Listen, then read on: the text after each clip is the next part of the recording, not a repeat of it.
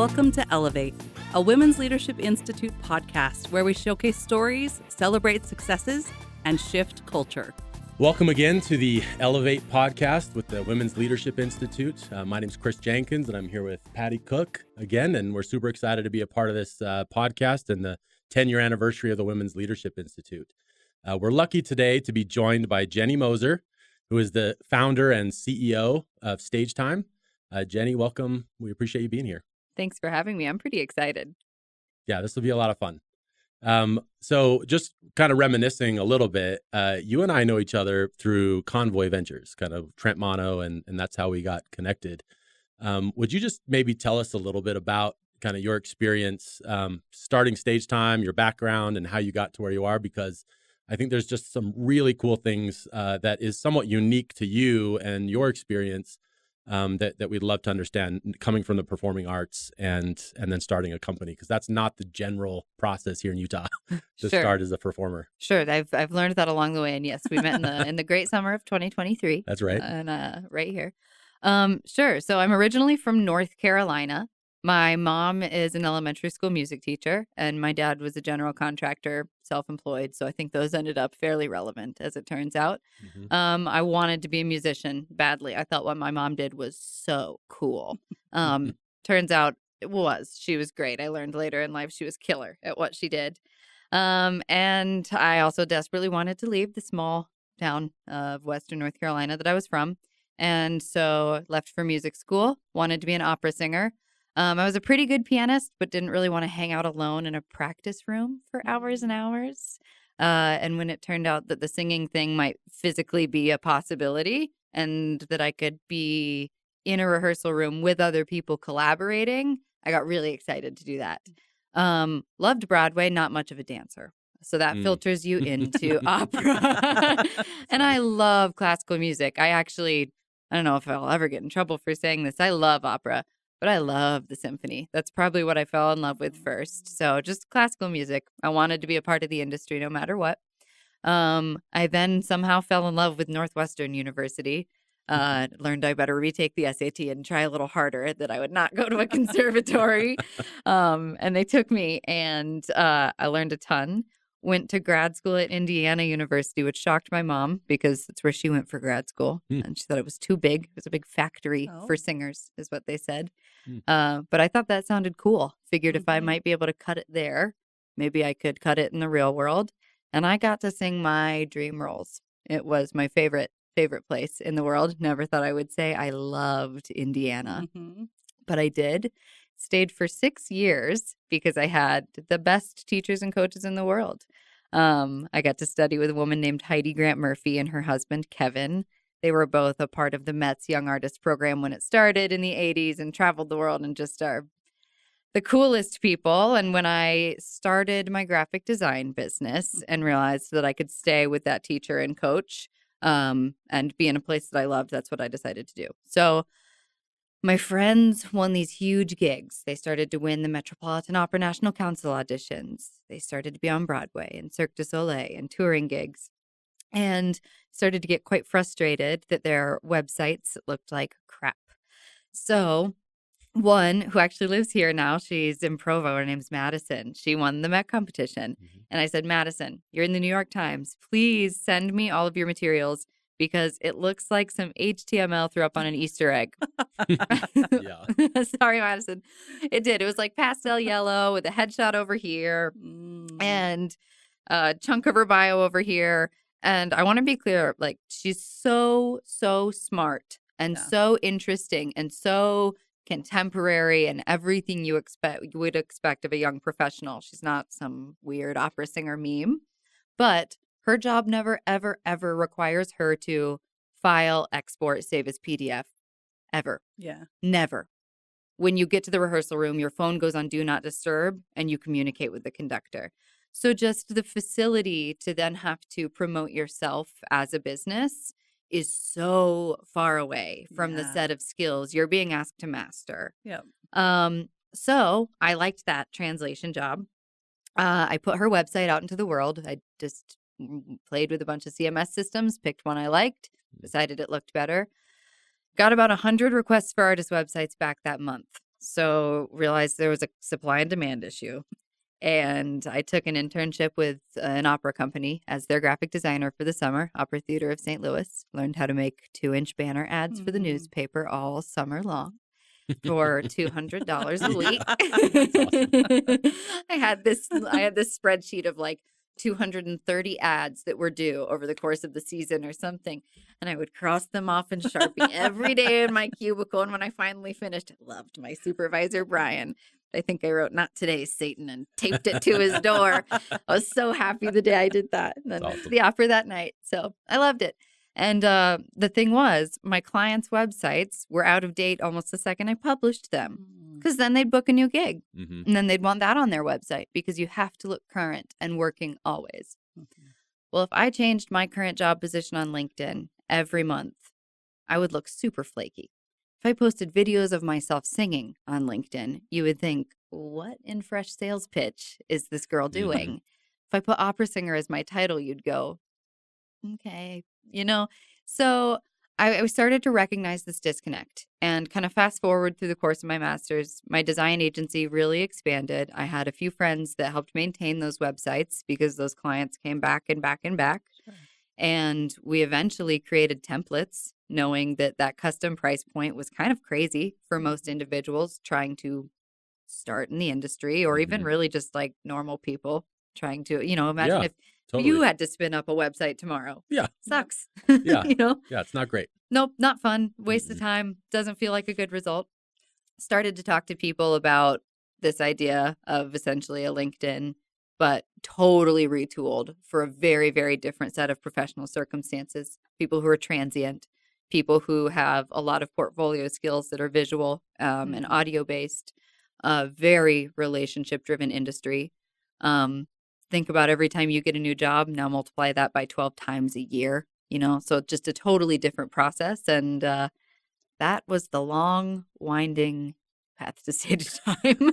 Well, that's amazing, Jennie. I want to say, the first time I heard about StageTime, it just clicked because I thought LinkedIn is not for these people. In fact, I don't see them. There's literally like a professional network for a very small segment of people. And it works great for that segment. LinkedIn does, and there's maybe it's a little more broad than I'm articulating, but definitely not for the performing arts in that way. And so I just thought this is fantastic. That's huge. I have 3 daughters who all dance, and I thought, well, how are they ever going to showcase what they do? Like a clip on a post? I mean, that's essentially all you can do.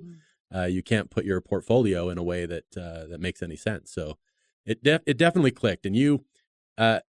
In that process, right, building this, learning, growing, you then learned a little bit about like, hey, now I got to run a SaaS business or a commercial business, a marketplace.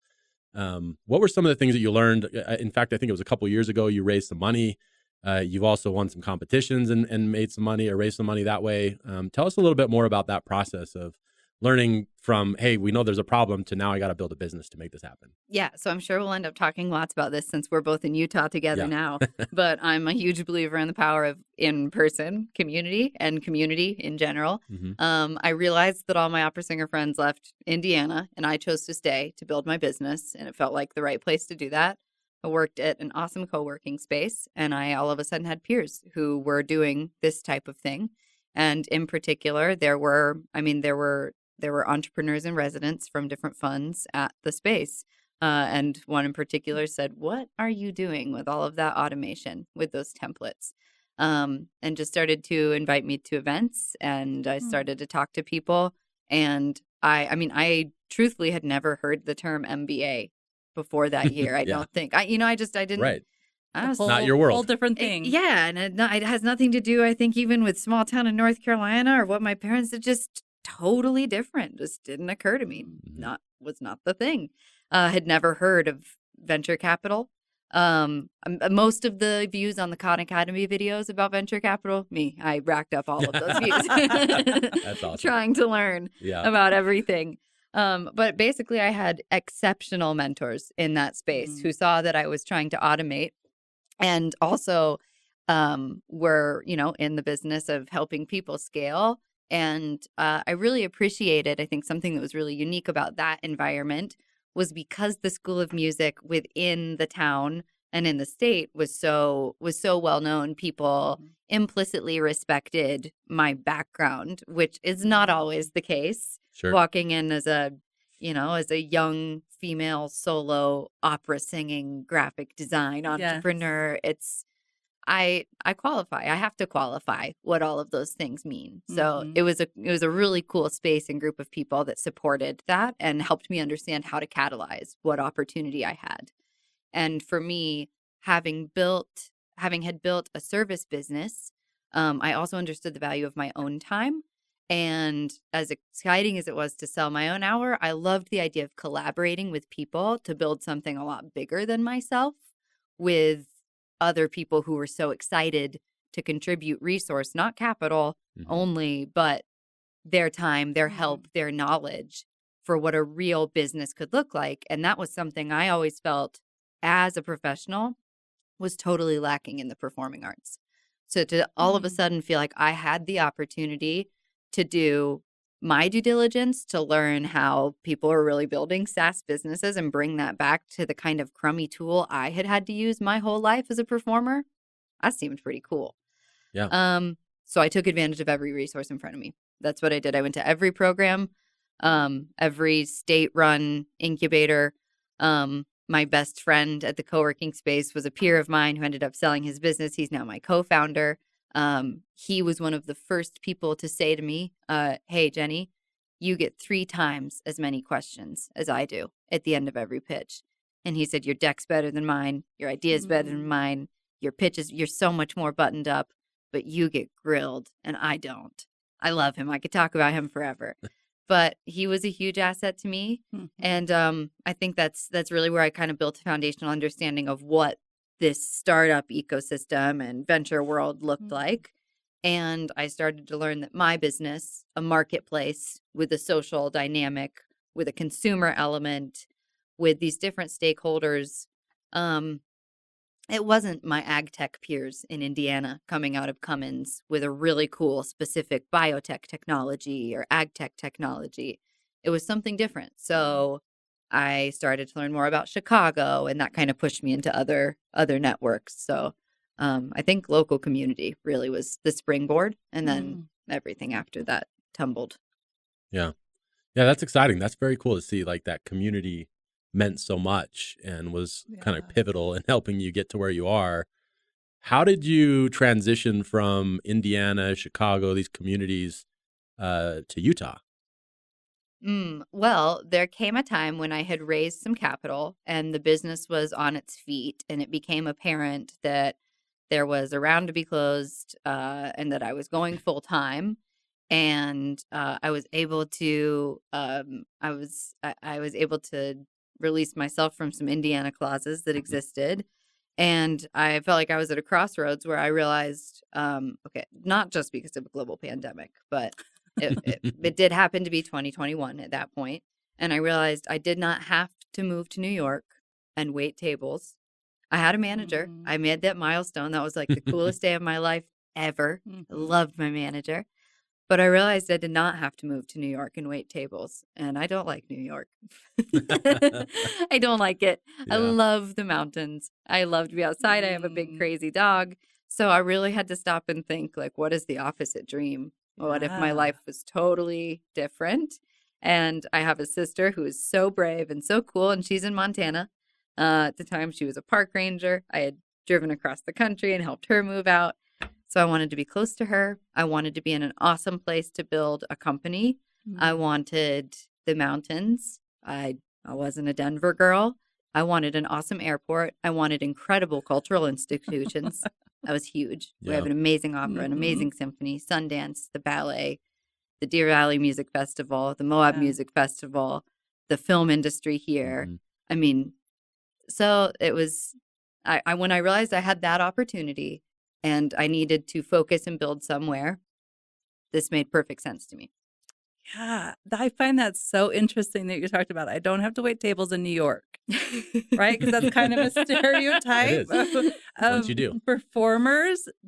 But we often talk about leveraging your strengths.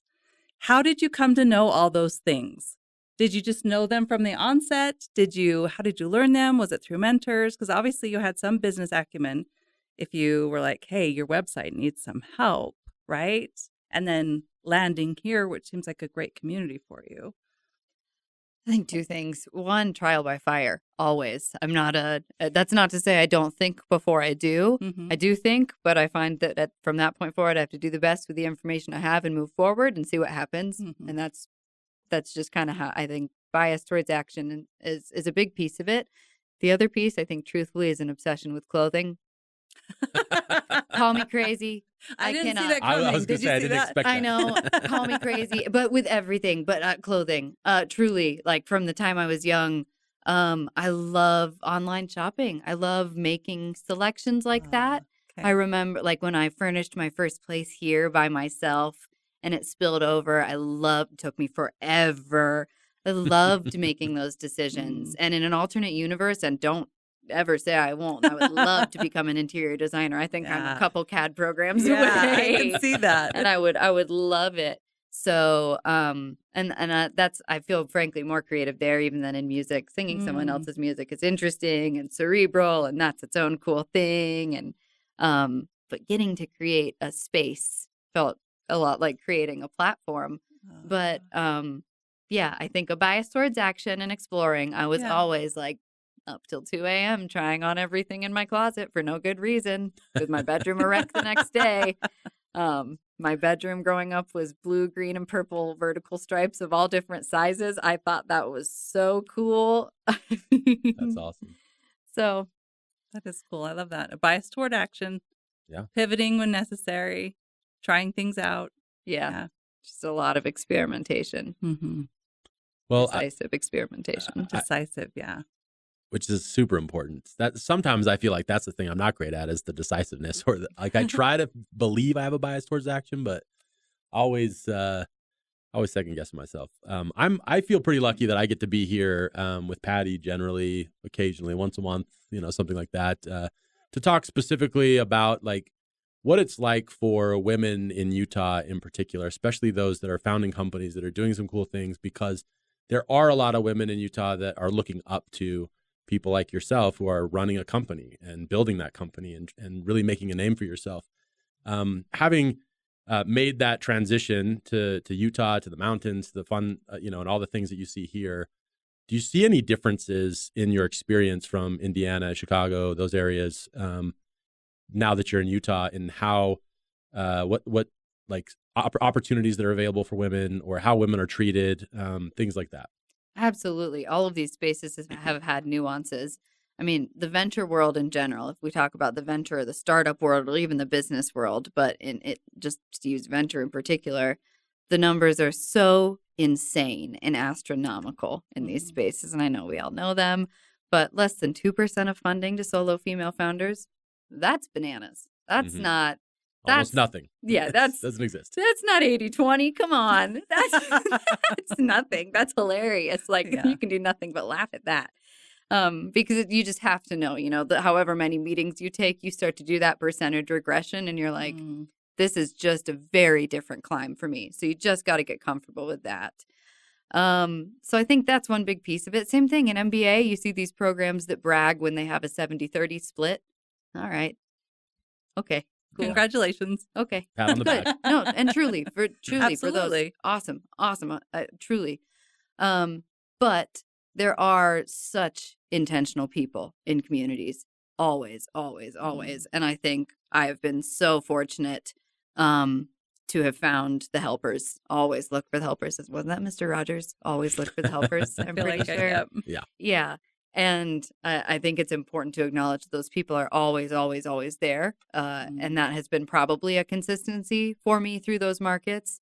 The people who have been, my single board member, my lead investor, my original mentor that I talk about from those space, those are all men who have been so incredibly thoughtful about the way they have followed my logic and created space for me. And asked directly, do you want me to submit you to these women only funds? How do we handle this? How do you feel in this space? And and then there are plenty of other times where I go to the portfolio summit for somebody else and I'm quite literally the only female in the room. And it's like, is nobody going to say anything? Can we at least say something? Because this is crazy. Mm. This is crazy to sit here in a room of CEOs and to not acknowledge the fact that I am the only woman in the room. Like, I think that's crazy. So, and that's a pretty consistent experience in, I think, the startup ecosystem. Mm-hmm. And of course, there are spaces curated for women, and those are excellent too. Mm-hmm. Excellent, excellent. But the default space is not that. So those have been, I think, consistencies. Mm-hmm. Utah in particular, I'd be curious to hear what your experience has been, Patty. I love that you talked about, especially your mentor, who was like, you get twice as many questions, right? 3 times as many questions as I do. And that it wasn't a bad thing. It was just giving you a lay of the landscape, and that you've had that in every place. You know, I love the positive spin that there's always helpers, right? Because that is true. I want to touch on what you said about, can we acknowledge this? Sure. I feel like many people don't acknowledge that there's only one woman in the room, or that we talk about this a lot, but it's still really hard to shift. We've even talked to women who don't want to tell their story because Utah's such a small community. Their story impacts other people, right? And that might come back to hurt their careers. So how do we acknowledge that without shaming or blaming other people, bringing people along with us? What does that look like? I mean, that's a question that we grapple with here in Utah, I think. I love transparency. Yeah. Like, there's always a kind way to be direct. I don't think not being direct is a kindness almost ever. There's a really good F. Scott Fitzgerald quote about, please don't treat me with kid gloves, basically. Something about manners are just an excuse to treat me with kid gloves, which I don't think is entirely true either.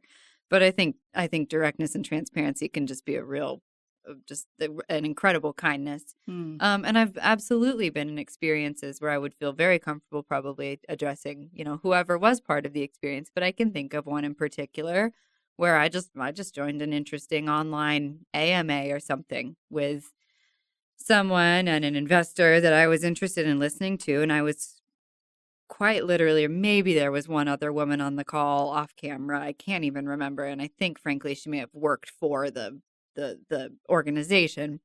And there was one question posed back at the end, what would you like to see more of in Utah? And I just said women everywhere. But I mean, I think sometimes we easily underestimate, and I've been so guilty of this too, of how difficult it is to change culture like that, and how intentional you have to be. Yeah. Like, it is hard to get female mentors and females on a cap table or involved in a significant financial way. The way these things trickle up and down is remarkable. And when, again, you're looking at the odds of funding or how business outcomes can be tied to this kind of ecosystem we're talking about, again, that kind of regression when there are that few people succeeding, or that few people getting funded, or that few women in those leadership positions there to directly acknowledge the dynamic, it just makes it really difficult to have the conversation because the opportunities are so slim. Like, I guess, thank God I was in that room. That's also how I feel. So I never really feel all that angry. I usually feel, thank goodness I'm here. But mostly I often feel like we should probably say something. That's often how I feel. Yeah. Well, I know we're about out of time. I did want to ask, because you have been successful in raising capital as a woman, as a female founder, solo founder. What made you successful in this process? Probably that same directness. I think rolling my sleeves up and building those websites, I got really dirty with my exact problem and with quite literally building for a really long time. I got fussed at by clients who didn't like the way things looked. I paid attention to what got views and what customers, who was getting hired, who knew who. So I got really deep in that problem ahead of time. but mostly just watching people get excited is exciting. And so pairing that when you've done that real work on your business, then pairing that with when you start that practicing of that, how do I talk to people about this? Yeah, practicing that, getting excited, that directness, because explaining it to people, they'll explain it right back, and you just remember those moments when they get excited. And then I think you just flywheel more and more of those, and looking for the helpers. Yeah, for sure. I thought it was really interesting when you were talking about, the 2% of women are the ones, only 2% are getting funded. Or 2% of the funds go to women. And how many VC conversations that we've had at Mobley, we talked to, close to 200 VC firms. We did get lucky and we had an all-female led fund that did invest in us, which was fantastic. But that just means that you have to do almost 10 times, 8 times, the number of meetings to get the same kind of funds. Like, what's your advice for any female founder right now that's trying to raise capital? Optimize towards what's working, because I think, to your point, there are a million ways for it not to work. Like, there are a lot of people who are not going to like you, that you're not going to be for, and that's a hard lesson to learn. Maybe the singing helped. Getting told somebody doesn't like your voice thickens your skin pretty quick. You're like, oh, that sucks. But I think that's what I've learned in general and in operating too, optimizing towards what is working and trying to find more like-minded people and following what's going well so that you can focus your efforts where things are going well instead of just using volume and hoping. I think as a female, you got to work smarter and harder. So I think it's you find what's working, feel it out, ask the questions, and keep going that direction relentlessly. Yeah, such great advice. Really appreciate you sharing that. And thank you for being visible, right, in this space for other women, because like you said, there aren't many. So thank you for being visible and coming on today and sharing your story of how it is possible. Oh, thanks for having me. Utah is amazing. I can attest to that. Just let's triple it, quadruple it, and then keep going. It just has the potential to be even more amazing, just more conversations. So thank you. Yeah, thanks.